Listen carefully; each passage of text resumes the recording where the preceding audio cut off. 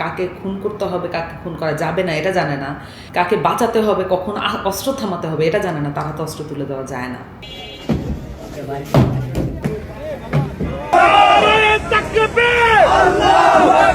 32 ভাঙা 2বার ভাঙা হয়েছিল। প্রথমবার ভাঙাটা এটা কে করেছে, কিভাবে হয়েছে, এই বিষয়গুলো সেই সময়ে আওয়ামী লীগের যে বয়ানগুলো, আওয়ামী লীগ প্রত্যেক দিন ওই সময় 5ই আগস্টের পরে প্রত্যেক দিনই কোনো না কোনো উপায় বা কোনো না কোনো ঘটনা ঘটানোর এই প্রচেষ্টাগুলো ছিল পুরো দেশব্যাপী। তখন তো আসলে মানে এই স্মৃতিগুলো লিখে রাখা হয়নি, কিন্তু এই স্মৃতিগুলো কিছু কিছু মাথায় আছে যে প্রত্যেকটা দিনই আশঙ্কার দিন ছিল।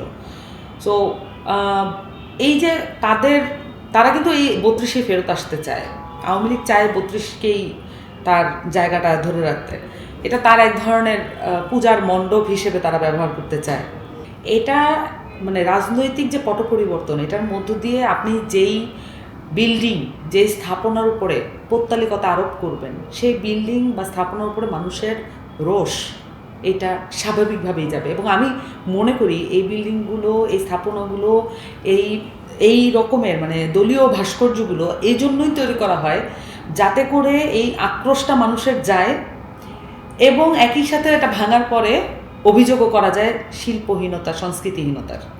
যেহেতু আওয়ামী লীগ মানুষের টাকা পাচার করে, মানুষকে জুলুম করে এই জায়গাগুলো, স্থাপনাগুলোকে পৌত্তলিকতার জায়গায় নিয়ে এসেছে, ফলত স্বভাবতই যখন রেজিম চেঞ্জের, যখন এই যে একটি দল পতন ঘটবে, তখন হচ্ছে এই আক্রোশটা ওই স্থাপনাগুলোর উপর পড়বে।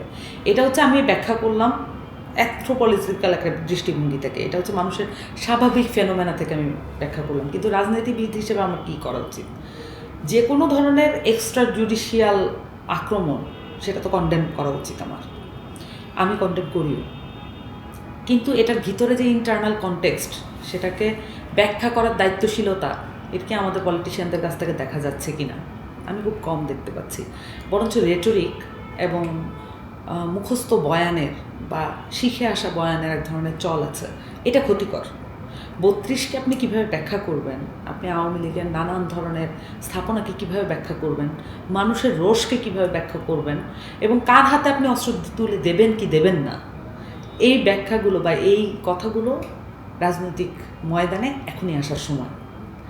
কারণ আপনি জানেন যে অস্ত্র চালাতে জানে না, কাকে খুন করতে হবে, কাকে খুন করা যাবে না এটা জানে না, কাকে বাঁচাতে হবে, কখন অস্ত্র থামাতে হবে এটা জানে না, তার হাতে অস্ত্র তুলে দেওয়া যায় না। সো আমার কাছে মনে হয় যে সব কিছু মিলিয়ে এখানে আমি রাজনৈতিক অস্থিরতার মধ্য দিয়ে কিছু ব্যক্তি তাদের ব্যক্তি আখের গুছানোর কাজটা করেন। এই রেটরিকের রাজনীতির মধ্যে অনেকে রাজনৈতিক যে পট পরিবর্তন বা রাজনৈতিক যে বোঝাপড়া, সেটা তত্ত্বগত ভিত্তি, সেটাকে বরঞ্চ অগ্রাহ্য করেন।